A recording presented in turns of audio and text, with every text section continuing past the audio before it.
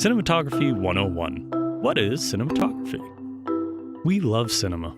No matter how much the formats, audiences, and distribution may have changed, we've been telling stories in motion ever since the Lumiere brothers first brought us this gift. And since that inception, great thinkers have attempted to explain our connection with it. They have said that movies are dreams, that they are windows into worlds and lives that are not our own, that they allow us to sculpt in time. Whoa. But as poetic as these descriptions are, they don't quite capture the specificity of the art form and our ability to manipulate it.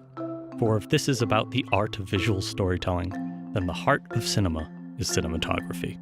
Now, cinematography is not only about how we capture the action of a scene, it is how we show that action to the audience.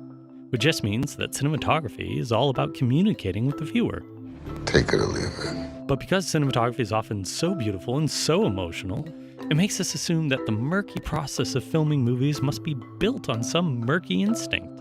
But instead, like all disciplines, cinematography is built on principles of concrete understanding, because cinema is a language.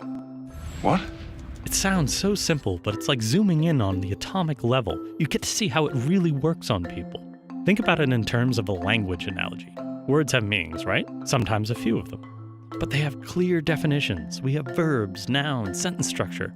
These rules are critical to our use of language, but also the way we build on them, evolve them, invert them, and use them ironically. The key to understanding is that rules are at the heart of how we speak to each other.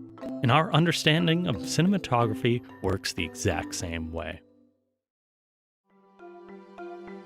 Now, you may have all these things you want to do and these cool shot ideas, and you want to try and mimic or invent, but there are still the basics of cinematic language that must be reckoned with. We must zero in on the specific words and meanings, embrace the glossary of high angles, low angles, wide lenses, depth of field, color palette. The more we understand the meaning of these words, the better we understand the language of cinema. Like language, you must learn how to speak. Yeah, whatever. Say you were filming a scene and wanted to show that someone was really scared. The first tool of cinematic language you would reach for is the high angle.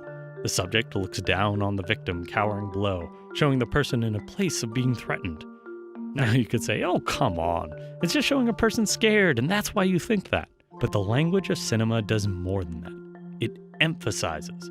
It's not just about the information, aka what's happening on screen. It's the way that information is being shown. The way it evokes emotion and makes it more scary. The way it goes right past the connection of our brains and dives into our nervous system. And it's able to do this because it understands perspective. To wit, imagine if you pursued the opposite tact. Say we wanted to no longer be with the monster looking down on the scared human, and instead wanted to emphasize with her feeling.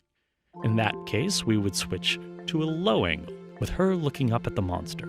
Our perspective would be her perspective. The monster would tower over us with menace and violence and make us feel the same way she does.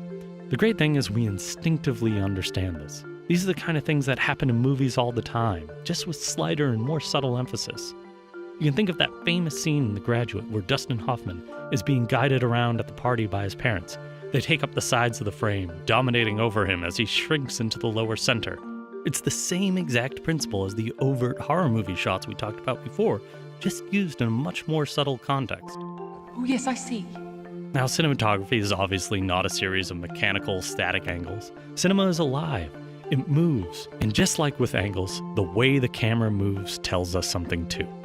The smoothness of a Steadicam or a tracking shot instills us with confidence, ease, and an omnipresent godlike ability to go through action with clarity and impunity. A docu-style organic movement makes us feel uneasy, like we are witnessing the real world. Dutch angles make us feel like the world is off-kilter, askewed, and we can use any number of techniques to go beyond the layers of surface and peer in at the people who lay under them, to unfurl the world before us. These tactics reveal the heart of cinematography. Where you put the camera doesn't just allow you to tell the story, it tells you what to think and feel about the story you are watching. We said it before, but cinema is effectively the movie god's view. And sometimes it can seem like this movie god is actively investigating people. Sometimes this movie god is trying to show us something about these people they don't even want to show themselves. Because the god of a movie universe is the storytellers behind the camera. Therefore, it is up to you to decide what you wish to communicate. to emphasize, to make us feel something. You may think that you want your action heroes to be unstoppable, cool badasses, but doing so can easily lose the dramatic effect of a fallible hero in danger, making the audience feel that way too.